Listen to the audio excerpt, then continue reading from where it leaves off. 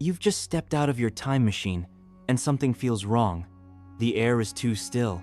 There are no birds, no insects, just a haunting quiet, like the land itself is holding its breath. And then it hits you.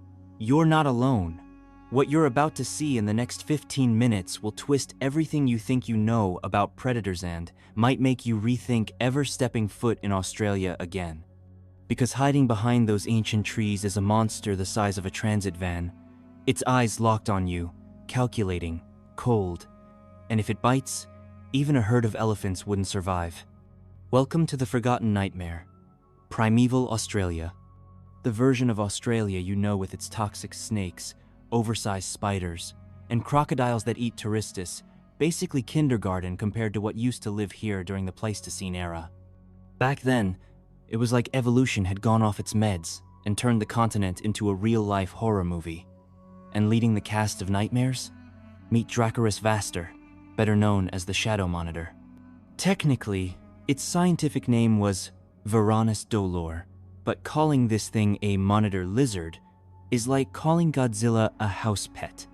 And here's the part that scientists still can't quite get over. For years, we didn't even realize how deadly it was. This wasn't just the largest lizard to ever live.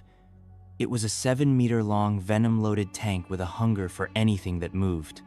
Compared to it, today's Komodo dragons look like sleepy iguanas in a pet store. Imagine a reptilian bus with steak knife teeth and poison glands wired to inject a chemical cocktail straight into your bloodstream. But here's where it gets truly chilling. Dracarys wasn't slow. New studies suggest it could reach sprinting speeds of up to 11 kilometers an hour. Now maybe you're thinking, that's barely jogging pace. But let's break that down. You're out for a light run, feeling good, then out of nowhere, a 500 kilogram reptilian assassin comes barreling at you like a heat-seeking missile. And it can swim, and climb trees, and stay perfectly still for hours, waiting to ambush like a horror movie villain with scales. Its skull? Engineered like a wrecking ball. Fossils show it had a reinforced crest between its eyes that may have helped it smash straight through bone. These weren't dumb animals stumbling around the forest. They were patient, tactical predators. Their teeth showed deep wear from crunching bones, and their jaws could crush with a force that even great white sharks would be jealous of. They hunted mega marsupials, gentle giants weighing thousands of kilos. But Dracarys didn't just kill them, it took them apart piece by piece. And just when you thought Australia couldn't get more nightmarish, enter Varnax malphus, a predator so weird scientists initially thought the bones were a prank. If Dracarys was the continent's dragon, Varnax was its shapeshifter. A predator that looked like a wombat, hit like a lion, and hunted like a demon. Nothing about it made sense. When paleontologists first uncovered its fossils, they didn't know whether to laugh or run. It broke every rule in the Predator Handbook. Think of it like this. Take the jaw strength of an African lion, the sneak attack strategy of a leopard, and shove it all inside something that looked like it escaped from a Pixar movie gone horribly wrong. Technically known as the marsupial lion, Varnax wasn't a lion at all. It was a marsupial like a koala or kangaroo that had gone rogue. Evolution took a peaceful, leaf-eating bloodline and turned it into a heavyweight serial killer. Its ancestors were basically plush toys, chill, tree-hugging herbivores. But somewhere along the evolutionary path, that family tree got corrupted badly. And the evidence we've dug up so far is like something out of a paleontology-themed horror story. The first thing you'd notice about Varnax wasn't its size, though it did weigh over 130 kilograms, and had the muscle mass of a pro fighter. It was the teeth. Where most predators have stabbing canines, Varnax had enormous, ever-growing incisors sharp as spears, and just as deadly. The real horror show wasn't its bitate was hiding at the back of its throat. Monstrous molars, shaped like bolt cutters, that could slice clean through bone like butter. And the numbers don't lie. Scientists now believe Varnax malphus had the most powerful bite force of any mammal in history. But here's where it flips from wild to unbelievable, and I need you to lock in, because this next bit sounds completely made up. Pound for pound, it could exert more crushing pressure than a lion twice its size. And this wasn't some fluke of evolution. Varnax's entire skull was like something a weapon engineer would sketch on a napkin. The fossil record reveals jaw muscles so oversized they would have popped out from beneath its fur like coiled ropes of muscle. But here's the part that turns this from scary to nightmarish. Its most lethal weapon? Not in the mouth. It was hiding in plain sight in its hands. Each front paw had a thumb claw like a biological switchblade, stretching nearly 15 centimeters long. That's longer than your phone. Now imagine that being driven into your ribcage. These claws weren't built for climbing or defense. They were fine-tuned for gutting, perfectly curved to tear open the belly of anything unfortunate enough to get close. And we now know exactly how Varnax used that terrifying toolkit. Unlike modern big cats that rely on speed, Varnax was built more like a powerlifter in a furry bodysuit. Its spine was too rigid for long chases, but its forelimbs were so strong they could snap saplings. It didn't run. It waited, and then struck from nowhere. With claws built for grappling and the grip strength of a gorilla on pre-workout, it could scale massive trees despite weighing over 130 kilos. And this wasn't some speculative theory. We've found real fossil evidence that shows this exact scene happened millions of times. A Borgodon, a rhino-sized mega marsupial, lumbers down to an ancient watering hole. It doesn't know that something is staring down from above. In the canopy, Varnax crouches in silence, not moving, not breathing loud enough to betray its presence. Its muscular tail and thick hind limbs form a living tripod, holding it steady on branches that should have broken under its weight. Then, the moment comes. It drops like a meteor in a fur coat, thumb, claws extended, jaws opening mid-air, fangs primed for that signature bone-splitting bite. The evidence from ancient caves across Australia proves this worked again and again for nearly 2 million years. Varnax didn't just survive, it ruled. We've even found claw marks carved into cave wall scratches made by mothers climbing to stash food for their cubs in underground nurseries. They didn't just live there, they turned caves into feeding chambers. And if the predators were terrifying, their prey wasn't exactly comforting either. Meet Borgodon optatusa creature that looks like someone fed a wombat protein shakes, 10,000 calories a day, for 1,000,000 years. And weirdly, that's not even the strangest part of today's story. At 3 meters long and weighing over 2 tons, Borgodon was the largest marsupial to ever walk the earth, basically a walking fur-covered bulldozer with an appetite. But this beast wasn't just enormous, it was absurd. Early European settlers actually found its skull so large they used them as makeshift water troughs. Its teeth were like industrial grinders, capable of shredding bark off trees the way you peel a banana. And those claws? Strong enough to excavate burrows so massive you could reverse park a car in them.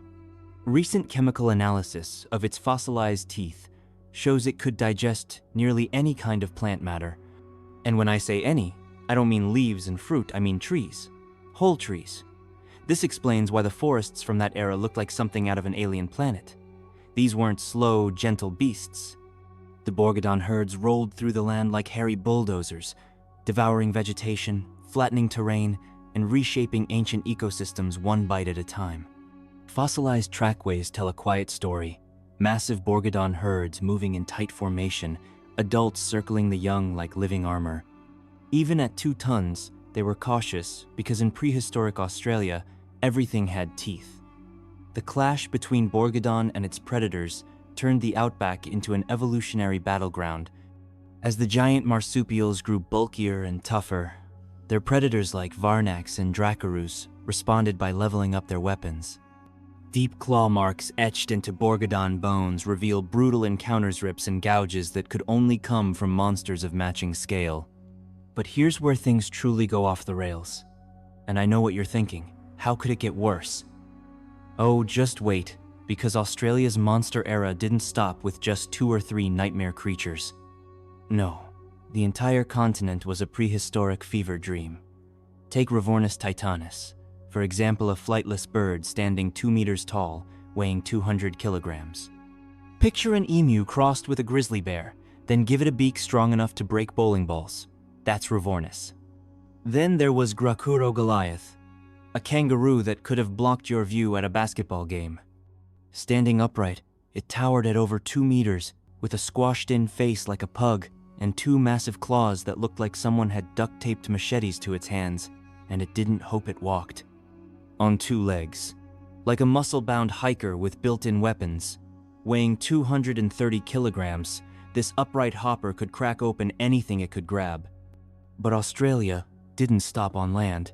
In the rivers and swamps lurked Thalacros, the running crocodile, a predator that didn't lie in wait. It chased. Unlike modern crocs, its legs were positioned directly beneath its body, allowing it to sprint across dry land like some scaly greyhound. At 5 meters long, with a skull engineered to crush bones, it was basically what would happen if a crocodile decided to cosplay as a land predator. And from the treesaur worse, from nowhere came Narracortensis wambi, a 6-meter-long python built for constriction. It didn't just wrap around prey. It crushed things the size of cars, squeezing with force that turned bones into jelly.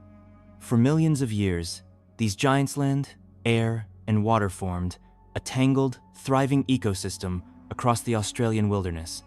But something was creeping in, something slow and deadly. And once it arrived, nothing would be the same. Because extinction didn't come as a fireball or explosion, it was more like a slow chokehold. And understanding how it happened will completely change the way you think about what drives species to vanish.